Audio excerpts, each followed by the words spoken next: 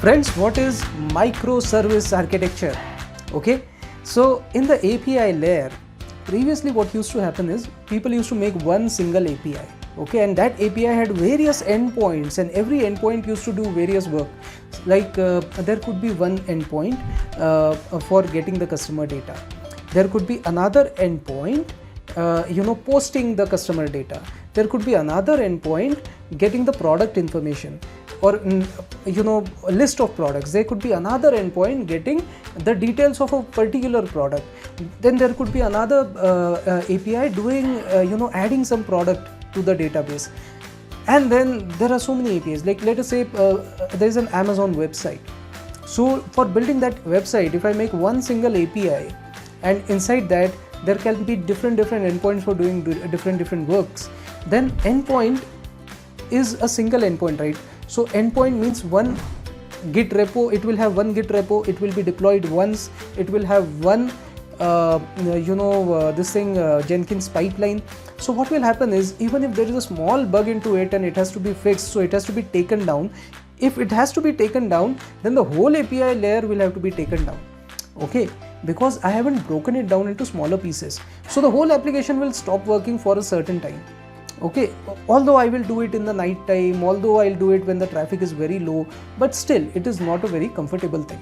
Okay, instead of this, what you should do is, and of course it does not happen like this because Amazon website is deployed at multiple locations across the world, and when you are accessing it from India, then Indian website is being accessed. So basically, even if I pull down the entire website, then only India or Southeast Asia kind of a region will get affected. The whole world anyways doesn't get affected. They have country specific, to be honest. So like they have Amazon.in for India, they have Amazon like .pk for Pakistan. So even if there's a bug in Pakistan's website, it won't affect Indian website. Okay, so but still I'm saying that even for India, it's such a huge market. Do I pull down that Amazon website for 2 minutes? Even for 2 minutes, if I have to pull it down, it will lead to some customer losses, because as soon as it's not working for me, I'll go to Flipkart, right? I won't stick there. I'm not so loyal that okay, I'll wait for Amazon to come back up, and then then I'll be purchasing from Amazon. No, I'll go to Snapdeal, I'll go to Flipkart, I'll go to anything else. Okay, so to avoid this, this whole application should never be down.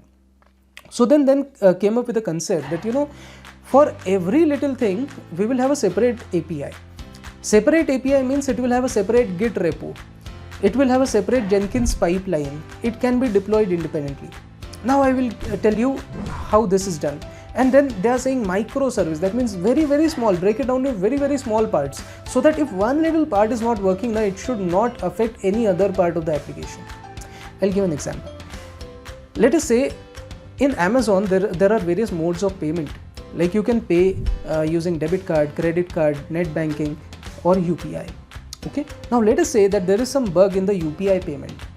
So if it were a monolithic application, then you would have to redeploy the whole API layer. That means you will have to regressively test that okay, is everything working, and then finally you will deploy it.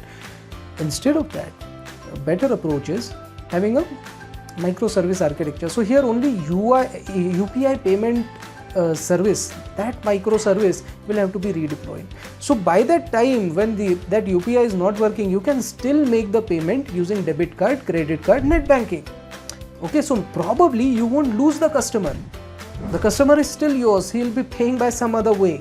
You can just say that okay, that UPI is not working. Or by that time, even see, if you see by Spotify, Spotify says that all the UI should also be broken down to smaller pieces, and all the features should be configurable whether to show them or not.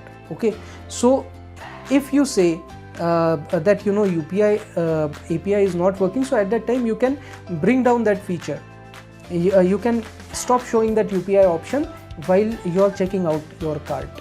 Okay, so even that is possible if you go by that architecture. So this is called as microservice architecture. What it enables you is that if one thing is not working, the entire application doesn't go down. Only that part is not working. And if you use Spotify model, then even showing that particular UPI option can be configurable. Okay, you can configure, okay, don't show it for a minute, don't show it. For let us say if I take 2 hours to correct that issue, then for 2 hours that UPI option itself won't be shown. Okay, all the other options will be shown, UPI won't be shown. So people won't end up into getting that error also, that okay, your transaction did not go well, because it leads to bad PR, bad public relations. Okay, so always you don't show the option to the user which is going to fail.